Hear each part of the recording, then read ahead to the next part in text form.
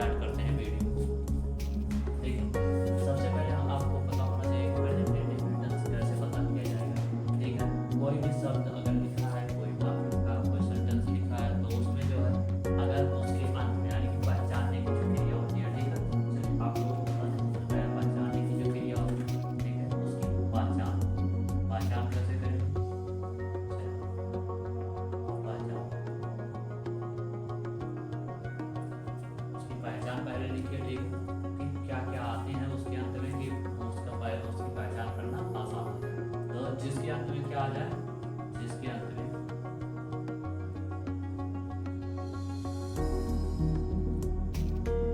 अंत में ता आता हो, ठीक है, ता कामा, ती कामा, ते कामा, तो आज सब आते हैं।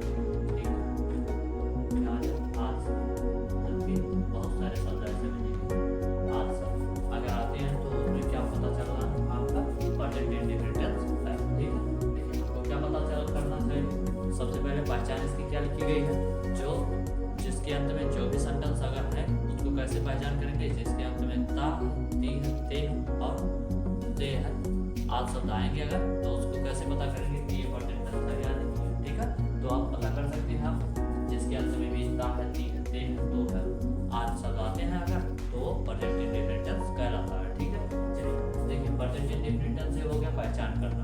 अब वाक्य कैसे बनाया जाए। ठीक है, देखिए वाक्य, कोई भी साधारण वाक्य, इसके देखिए चार पार्ट होते हैं।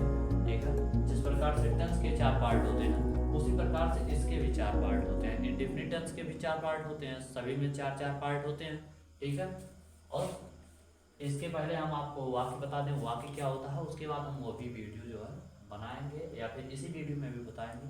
लेकिन देखिए फिलहाल के लिए कि पहचान के बाद क्या करनी है इसको, वाक्य जैसे कि आपका है, जैसे वह किताब पढ़ता है। ठीक है, पढ़ता है, वह किताब पढ़ता है। ठीक है, ये है आपका एक वाक्य। इसके देखिए इसके अंत में क्या हुआ है, इसके अंत में ता है, ता है तो ता है, तो इससे क्या पता चलता है कि ये जो सेंटेंस है वो कौन सा सेंटेंस है, प्रेजेंट इंडेफिनिट सेंटेंस है। ठीक है, यह कौन सा टेंस है, प्रेजेंट इंडेफिनिट सेंटेंस से रिलेटेड है, प्रेजेंट इंडेफिनिट टेंस से रिलेटेड है और प्रेजेंट इंडेफिनिट टेंस से रिलेटेड है। तो अब इसको जो है ये तो हो गया आपका जो है वाक्य कैसे बनेगा या पहचान कैसे होगी। ठीक है, अब आइए आगे आपकी इसको जो है आप किस प्रकार से हिंदी से इंग्लिश में ट्रांसलेट करेंगे। ठीक है, तो उसके लिए आपका रूल है, मतलब नियम, जो इसके नियम होते हैं उसके भी चार नियम, चार प्रकार से बनाना सेंटेंस के वाक्य बनाना टेंस के, और चार प्रकार से इसके नियम भी होते हैं। तो अलग अलग नियम अलग अलग सेंटेंस बनाने के बाद बताए जाएंगे। चलिए देखिए इसके जो रूल होते हैं यानी कि नियम होते हैं। ठीक है, इसके जो नियम होते हैं, नियम क्या कहता है इसका, चलिए देखिए इसके जो नियम होते हैं, नियम का जो होता है बनाने का, इंग्लिश बनाने का यानी कि ट्रांसलेट करने का नियम जो होता है, सबसे पहले आपको क्या करना है, सब्जेक्ट लिखना है। ठीक है, प्लस इसमें पीवी लिखा जाता है। ठीक है, प्लस यस या यस लिखा जाता है, प्लस ऑब्जेक्ट और लास्ट में फुल स्टॉप। ठीक है, देखिए सबसे पहले सब्जेक्ट और पीवी, यहाँ आप देख रहे हैं यस या ईएस। ठीक है, यहाँ देख रहे हैं आप यस या ईएस लगा गया। अब कहाँ यस और कहाँ ईएस लगाया जाएगा ये भी हम आप लोगों को बता दें। जब भी एक वचन करता रहेगा, ठीक है, यानी कि सिंगुलर एक वचन करता रहेगा कहीं भी, तो वहां जो है आपका यस या यस लगेगा। जैसे एक वचन कर्ता के साथ, ठीक है, यानी कि जो भी आपका यस या यस लगने की जो जगह है वहाँ। ठीक है, कुछ एग्जाम्पल आपको बता दे रहे हैं, जैसे ही कामा सी, ठीक है, कामा इट, इट से, ठीक है, मतलब इससे इट, और बहुत सारे ऐसे हैं जिसमें यस या यस लगेगा। ठीक है, अगर यह एक वचन है, देखिए एक वचन है यानी कि ही, हिमस्वा एक ही वचन है, सीमस्वा एक ही वचन या एक ही वचन है। ठीक है, ये सारी चीजें अगर आती हैं स्टार्टिंग में सब्जेक्ट में तो यहाँ यस या यस लगेगा। ठीक है, सब मिला के एक ही मतलब है कि अगर आपका यहाँ एक वचन कर्ता रहेगा तो वहाँ यस या यस का प्रयोग किया जाएगा, अन्यथा वहाँ कुछ नहीं किया जाएगा, सिर्फ सिंपल वर्ड आपको उतार दिया जाएगा यहाँ यस या यस छोड़ के। ठीक है, तो चलिए आपको जो है इसको बताते हैं। अब आइए आप जो है इसके नियम के अनुसार इसको कैसे बनाना है, और अगर फिर नंबर रहेगा तो उसको मतलब अगर जो है वो बहुवचन रहेगा, ठीक है, तो उसको कुछ नहीं करना है, डायरेक्ट उतार देना। चलिए अब नियम तो समझ गए आप लोग। अब नियम के अकॉर्डिंग आपका जो है इसको जो है ट्रांसलेट कीजिए। ठीक है, देखिए वह सब्जेक्ट है, सब्जेक्ट इसमें है वह, ठीक है, पीवी पढ़ना पीवी है, और ऑब्जेक्ट किताब, ठीक है, ऑब्जेक्ट ना समझ में आया। सब्जेक्ट रीड ऑब्जेक्ट मतलब पीवी में होता है, देखिए प्रिंसिपल और ऑब्जेक्ट हो गया सब्जेक्ट। ठीक है, सब्जेक्ट में होता है कर्ता, जिसे क्रिया कहा जाता है, वैसे कर्म कहा जाता है। ठीक है, चलिए आइए देखिए इसको बनाया कैसे जाएगा। वह है किताब पढ़ता है तो वह ही, ठीक है, ही।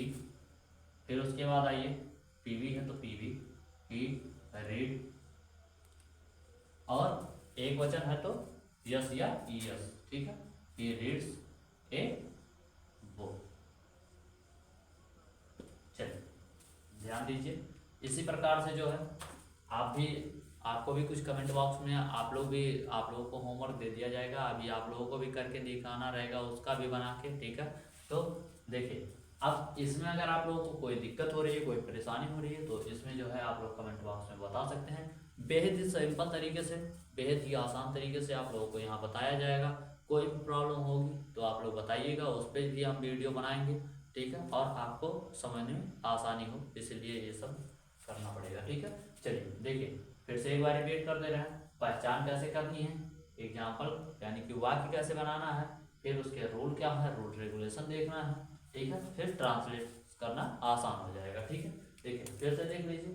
पहले तो ये देखिए किसी संख्या को यानी कि किसी जो है प्रेजेंट इंडेफिनिट टेंस को कैसे पहचानेंगे, तो उसमें कुछ नहीं करना, लास्ट में जो संख्या यानी कि सेंटेंस वाक्य दिया रहेगा, उस वाक्य के अंत में अगर ता ती ते हैं, ठीक है, अगर इतना शब्द आता है तो उसको कुछ नहीं करना, उसको आपको पहचान लेना है कि ये प्रेजेंट इंडेफिनिट टेंस का है। ठीक है, अब वह बनाया कैसे जाएगा, वाक्य कैसे बनाया जाता है, देखिए अभी तो मैं बनाया था वह किताब पढ़ता है। ठीक है, अगला आप भी बना सकते हैं, मैं पत्र लिखता हूँ। ठीक है, गीता गाना गाती है।